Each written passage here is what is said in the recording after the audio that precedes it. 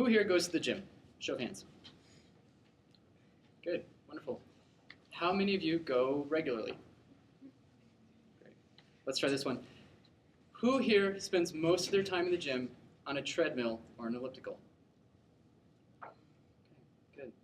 I've been a personal trainer for 2 years, and when I ask, what do you do in the gym, 90% will reply with one of three things: the treadmill, the elliptical, or the exercise bike. Three things. The human body is capable of literally thousands of different movements, and yet so many of us use so little. Why? Because it's easy? I don't think so. Maybe because the fitness magazines tell you to.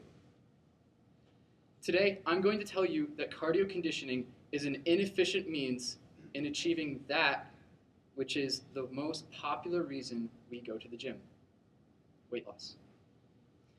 Now understand what I just told you goes against everything you've been told in the past, but hopefully at the end of the speech, you will understand why running on a treadmill is impractical, inefficient, and what you should be doing instead.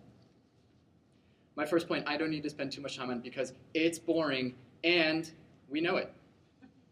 We know it. If this were not the case on a wide-scale basis, there would not be as many TVs as there are near the cardio equipment in the SLC. Do you see any near the treadmills? Near the free weights? Do you see any near the squat racks? I didn't think so. What else? It's inside. Guys, you don't go anywhere. Our ancestors went through all of evolution, jumping, climbing, crawling, and swimming. And what do? We're gerbils. Running away on our treadmills inside this cage that we call a gym. If this weren't bad enough, guys, it's not even the right stimulus. In fact, it's the entirely wrong idea. And yet, every month, thousands of us will spend our hard-earned money on fitness magazines that are so quick in telling us that a Java's cookie is equal to 30 minutes of running on a treadmill. Take a hot chocolate with that, or the bagel and cream cheese you had this morning. You're talking about a full-time job running. Guys, in order to achieve better body composition, you need to first realize that and accept that calories burned from exercise are lesser of a priority than the way that you exercise. You cannot work off the physiological effects of a cookie with 30 minutes of running on a treadmill. Your body doesn't work that way. Endurance exercise does not physiologically stimulate your body to increase production of anabolic hormones directly linked with fat loss. The Department of Molecular Endocrinology at West Point says it very clearly. Androgens promote anabolism, generally repressing adiposity, leading to lean body composition. To complement this, a study by Tremblay MS says the hormone profile of men is more dependent on exercise mode or intensity than exercise volume, as measured by caloric expenditure. What does this mean? It means that if weight loss is your destination, the treadmill isn't the right horse to get there. So if all this is wrong, what do? What can we do? I propose three things. 1, do it fast, do it heavy, do it in variations. These principles are the basis of high-intensity interval training, and it works because it stimulates the hormones necessary to change your composition.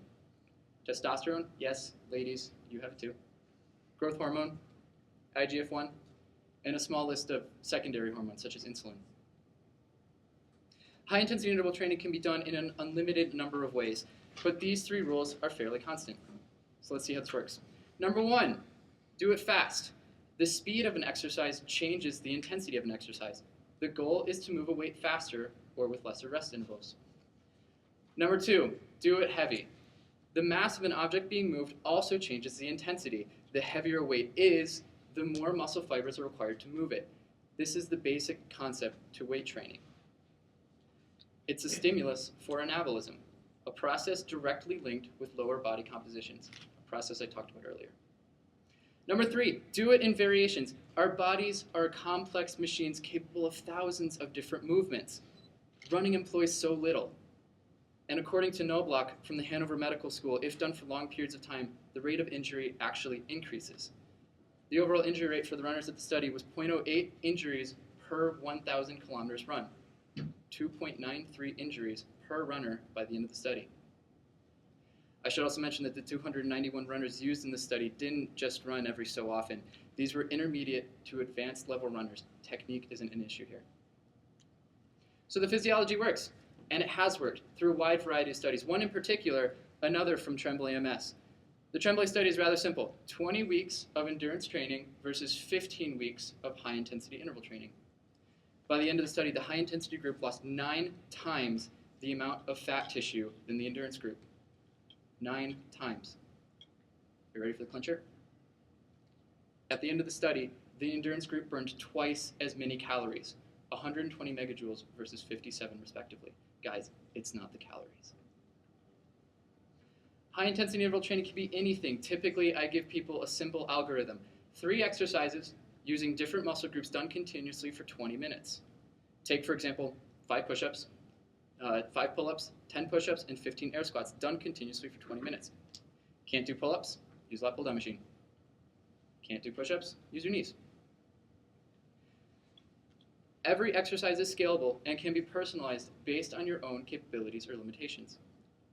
The workout I just outlined is a popular one found on the free website CrossFit.com.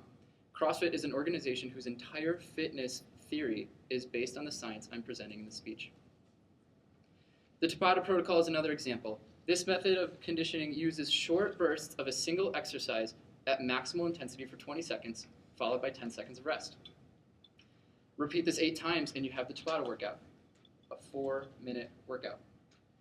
Dr. Tabata concluded that just 4 minutes of Tabata interval training could do more to boost your aerobic and anaerobic capacity than an hour of endurance exercise. Traditional endurance training is not beneficial, nor is it necessarily helpful in achieving your goals to a better body composition. Not in theory, definitely as shown, not in practice, and yet on any given day, you can walk in the SLC and see those treadmills filled to capacity. Exercise mode and exercise intensity are more important than the calories burned during exercise. Calories can't change DNA. Hormones do. So why are magazines so slow in telling you this? Well, the answer to that question is beyond the scope of my speech, but I'll leave you with one final statement that might help you understand. The supreme irony of the fitness industry is that there used to be nothing to sell in fitness. 100 years ago, my job didn't exist. So how then today is the fitness industry a multi-billion-dollar-a-year industry? Think about it. And guys, don't be gerbils.